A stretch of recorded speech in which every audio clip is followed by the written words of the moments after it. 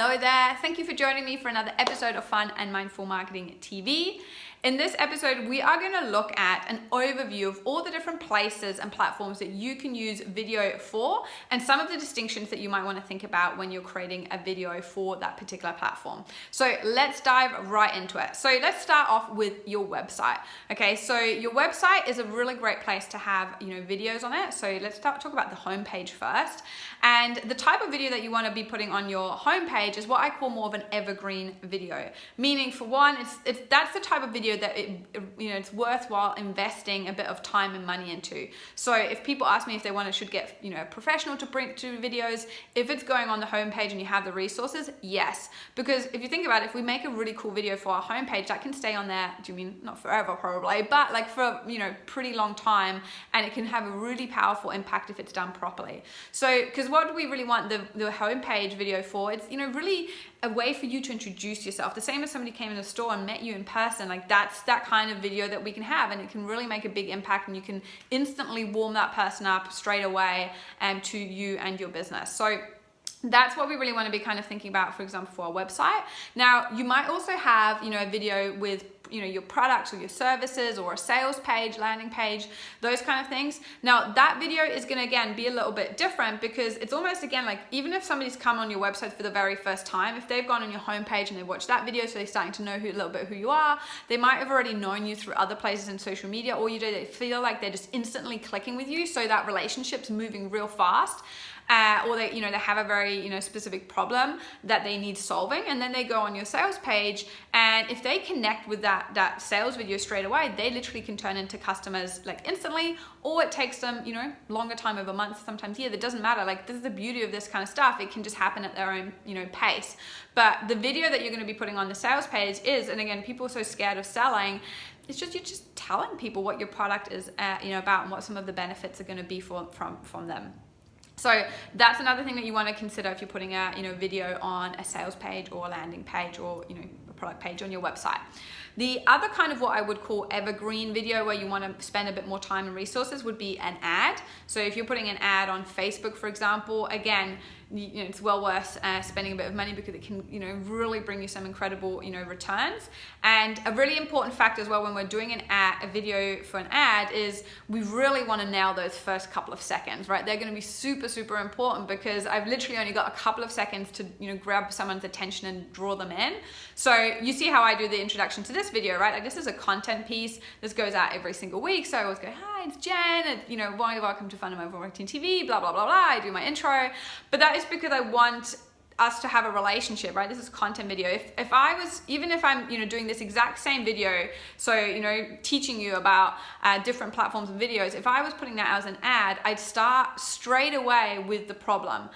Are you confused how to create your videos on YouTube or LinkedIn, or creating it for your website? Do you mean like I'd instantly address the issue to kind of get them curious, to kind of grab their attention, so they'll even listen to anything else. Like, they don't care, my name's Jen or whatever, like, that's so uninteresting. I'll bring that up later. Okay, so that's something that would be really important for creating an ad video, would be understanding that those first few seconds are super important and drawing them in. And in general, your ad, like, you really, because often ads go out to people that don't know you. If they're going out to cold audiences, again, we need to know if they're going to cold audiences, or kind of warmer audiences, retargeted audiences, but we really want to be a lot more conscious of every single word that we're kind of saying in an ad. So that's ad videos. The other one is obviously content videos, and for all the different social media platforms. So there's obviously so many different social media platforms we can put our videos out on.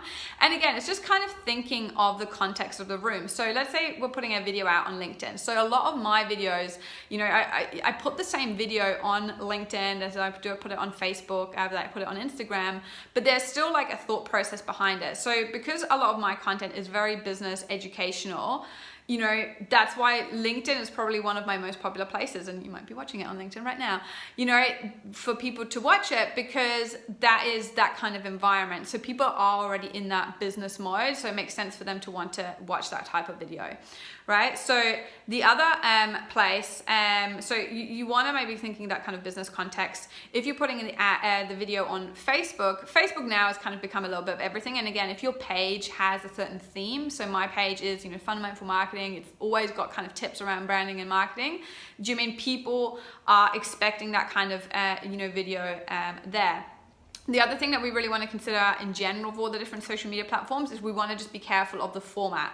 Like always check, is the format working on that platform? And as well, like, are people watching it on mobile versus, the desktop? I often just kind of go in and just check, because they do, like, they're all so different. I'm always like, is this video working here? Like the way I'm editing, is it, does it make sense?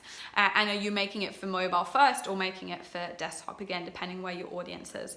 But again, you might be putting, obviously already talked about Facebook ads, but you might be putting up videos into groups, and then you might want to even tailor your ad especially for that group that you're putting it into. And another huge thing obviously on Facebook is Facebook Lives. And again, if you wanted to see the difference of how different my Facebook Lives are to my, these videos, just go and join the Power of Accountability group, or sometimes I've got live videos on my Facebook page as well, and you'll see it. Like the live video is very, like, because I use the live videos, I'm still educating people, but I love lives because it's the closest I can get to being with, face to face. So I really use it a lot to interact with people and build those relationships, right? Like it's kind of like that workshop style. So you'll see I'm a much more relaxed, I waffle often a lot more. I'm kind of talking to people. It's, in these videos, I'm just trying to get the information out as quick as, as possible, whilst obviously being a little bit funny and, building relationship, but it is a very different kind of style to the live videos. So again, you want to be kind of conscious of those things. Then let's have a look at Instagram. Instagram now has so many different places where we can even put videos. So even on Instagram, it's going to be very different depending where we're putting our video. If you're putting it in the actual feed, we obviously need to be aware that I've only got 1 minute to that's where it's going to cut me off after a minute. I also need to be aware of that kind of square format, that to make sure my videos looks good in that square format. And if you really want to adhere to kind of the Instagram, trendy, everything's looking cool, like again, you might want to create a video, if you really want it to pop on Instagram, is kind of going with that, the pretty kind of feel. So this type of video, even though I put them on my feeds, as you can see, you might even see one of my videos there. If I wanted to really make it pop, I wouldn't put those kind of videos there, if that makes sense, because it's not native to its platform as much. And then if you put obviously an episode on IGTV, again, this is why these ones go on IGTV, because they're obviously, because they're longer format, but also because that's the place, if anywhere, that people really kind of go to if they're going to kind of sit down. It's almost kind of the YouTube version of, Instagram. Like people are going to sit down, like it's normally people that already know you a little bit and they're really wanting to get deeper into your content. And again, people are going to start knowing, the people that watch my shows on a regular basis, they know what kind of content they're going to find in IGTV. Then we also have stories. Again, stories is completely different, because stories is really just sharing our experiences from our day. It might be, straight to the camera. It might be like what's happening in our day. Like we're sharing videos that much more snippets of our lives. So again, it's going to be a completely different format. So this is just a kind of, sample of all the different places that we can have, video on, and just being kind of mindful. Again, it's always about going into your ideal customer's head and kind of thinking like, how do I consume content, first of all, on these different platforms?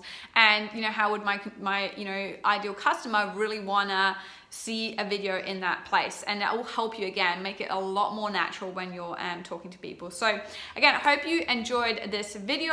If you have any questions, feel free to add them below in your comments, and share it with anybody that you know or think that would find it useful. Other than that, thank you so much for watching, and I'll see you in the next episode.